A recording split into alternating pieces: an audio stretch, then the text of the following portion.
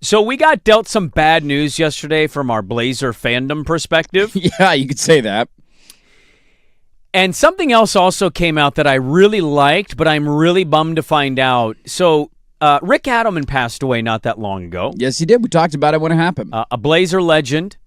And the team is going to wear a throwback Adelman Blazer print. Like, think mid-early 90s Blazer print. It's an awesome patch on the shoulder. And it just says Adelman, and it's going to be near the shoulder, right on the collarbone area, and it's going to be on the jersey all season. They'll have a special night in, I think, November, if I'm not mistaken. I believe so, yes. To commemorate Rick Adelman. And that's an awesome thing for them to do. I don't know if I'm 100% on this, if it's like true 100%, but what I would say is I think it was Holdall. If it's not, I apologize to Casey Holdall. Don't quote me on this. But I thought I saw from Holdall that he was like, dude, if there was ever a time to finally bust out these as your City Connects. What are we doing here? With the patch. And he goes, I don't believe they are going to do it. They already have decided, and it's going to be one of it might be the Oregon City Connect jersey again. And we already got bad news with Shaedon Sharpe, which we'll talk about in the 8 o'clock hour. Yeah, would have been a nice palate cleanser today. But, that would have been something to say, hey, this was bad news, but, hey, this is some good, counterbalance this year a little bit. Hey, look at that. We have white keys back, and we got the 1994 Blazer jerseys we're rocking this year. Well, I love that they're going to give him the love because he deserves it. He was a great coach for us, took us to finals. But it's also going to piss me off all year because I'm going to see the cool font with the not that it's bad font, but it's not the same. It doesn't hit the same. How do you not just step in and say, we need to make this the thing this year? Yeah, it's frustrating. I don't understand why they don't have somebody behind the scenes who can realize so many people in this city want one thing and one thing only. And that's a City Connect jersey. A title? Well, but let's also be realistic here. A great three? let's be realistic here, okay? Those are out of our control. 3-point shooting? You know what all it takes to get a cool jersey is just somebody behind the scenes that goes, you know what we should do? How about we throw it back? You just need one person in the meeting room. Half of the teams in the NBA at this point are doing that as their City Connect jerseys. And every single time I see them, they're awesome on TV. And I guarantee you, in every market that they're doing them, they're selling like hotcakes. And our this one would sell out. Big brain idea behind the scenes is let's do non-team colors and have Oregon on it, or let's do PDX carpet jerseys. Which is also non-team color. With a floor that doesn't match, and it's the dumbest looking thing in the NBA. Well, there's no room for an extra floor. No, we don't. You know? We just put a fire floor in there. $4 billion franchise can't afford an office big enough to hold. No, God forbid. NBA flooring broken up into tiles. Jody spares no expense. But it's going to piss me off all year because you're going to see the home jerseys. I think they're doing it obviously for all the jerseys. Yeah. And you're going to see the awesome font with the backdrop of the color. Black. And it looks great. And then you're not going to get to be able to enjoy that as a jersey. I don't understand why this is so complicated. You told me about the Shaedon injury. I don't know if you know that, but when you text that, I talked to about 10 GMs yesterday to confirm the news. I was just perusing around, What'd making sure. They all confirmed it. My sources have confirmed that, indeed, a torn meniscus for Shaedon Sharpe. I text 2 coaches in the Eastern Conference, and I said, what do you think this does for trade value? Yeah. And they responded pretty quickly and said, I don't think he's very tradable right now. They're going to need at least to see 20-plus games. So we're looking at probably next year's trade deadline as a potential launch point. That's all right. We're good with kicking the can down the road. And, I text them back and I said, would your teams consider it? And they said, well, we're a pretty high-level contender, but I think we'd consider it. So bear that in mind in the future of potentially being traded. What an absolute swift kick to the balls yesterday. That sucked. It's one thing that to was such awful news. An off-season injury, you never want them to happen. But let's say this: when did we stop playing in Portland? Was it end of April? When did our postseason run come to an end? Oh yeah, I think end of April, somewhere in there. Yeah. Let's just say this happens at the end of May.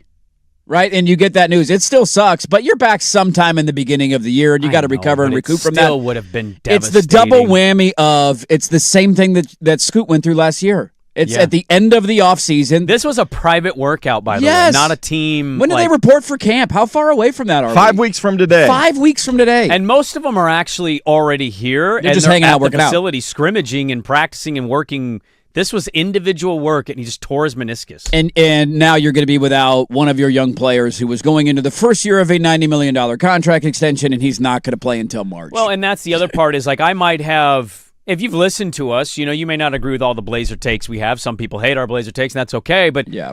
I've pivoted off the baby Kobe thing. I think you kind of are what you are at this point, and he's a non-hyper-competitive athletic freak who is capable of having great nights but never going to consistently give it to you type player to me. No. I think you had a lot of people going into the season with the idea, new coach, hey, here we go, year what did it be? Year 5 for him, right? Year 5? This is year 5, yeah. All this, that, like, I still think there was crazy. a decent amount of belief from a lot of the fan base, even if you think that's ridiculous. There was, and you'll still get some of those people that when he comes back at the end of next season or the beginning of next year, they're still he's gonna pop this year, year 6 year. Right. But like he's only 23 years old. Yeah, Give him he's time. only 25. Yeah. There's still that opinion out there. That's devastating to every opinion about him. Yeah. No matter what side of the fence you sit on with Shaedon Sharpe. Just devastating news. I would assume you're gonna go get a guy. You have to. I know. That's why we got all the other guards on the roster. We're good. Yeah, I don't know. I felt really awful for him, but also, like, I did too. I didn't know how he was going to fit in the scheme of stuff. I was on with Richmond a couple weeks ago, and he was like, I think he gave me an over-under of minutes played, and I'm like, He averaged last year 29 minutes a game. Well, what he averaged in look up the playoff numbers, because I bet you it's under 10. Oh, yeah. I mean, He played 4 minutes in one of those games. He averaged, in the San Antonio series, 13 minutes a game. That's 13 minutes a game. 10 points, so he 9 averaged points, 16 4, 8, 5. less minutes than the regular season when they played in the playoffs. Shot 27% from 3, Yeah, 7 points per game. I mean, the season ended horribly for him, which made this year all the more compelling because was that a Tiago Splitter thing? Is that just a Shaedon Sharpe thing behind the scenes no matter who the coach is? Yeah. Because he had the similar stuff with Chauncey. Could Mike and Nori get more out of him? And now the saddest part about it for me is just simply that at some point a label is going to stick, and that label for him is he's not available. This has been the story of his entire career. And you're not going to play 82 games a year, 5-6 straight years in the NBA anymore. That's not the league that we live in anymore. Yeah. But he is now to the point where you look at him and you say, all right, year 1, 80 games. What happened the next year? 32. Hey, he bounced back 72 games. Look at that. Okay. Down to 50 last year. Mm-hmm. And now this year, if he's back at the end of February, March, how many games are we looking at? I think you're lucky. 25. 25? I think they're gonna Right? slow play that. We did that with Scoot last year. It was like, he'll be back by Thanksgiving. He'll be back by Christmas. He'll be back by New Year. He'll be back by Valentine's Day. Yep. Like he's not going to be around till March. You're playing maybe 20 games this year if you're lucky. And so that'd be back-to-back years where he played 50 and 20 games. And so we can have people push back on that narrative all you want. He's not available regularly, and that is a problem. I also find it very... What I would add to that, because I think you nailed it, I'd also add, like, even when he's available, he's not very available. No. What Shaedon do we have today? Is he the good Does Shaedon? he play or the hard bad Shaedon? Does he Right. care Shaedon? Or is he nonchalant Shaedon? Like, Right. fair or unfair, that's just kind of the reality of what we've watched. Glad we didn't trade that pick. Well, you can make an argument.